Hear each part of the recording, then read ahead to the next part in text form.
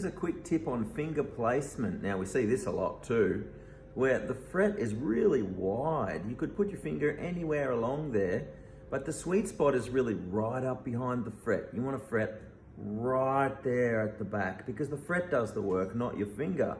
Now if you press back here somewhere, it'll hurt your finger, it's hard to press, and also you get kind of a buzzy sound.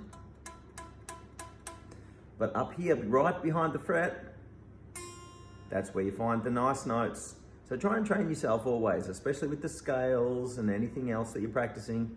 Try and always fret right behind the frets.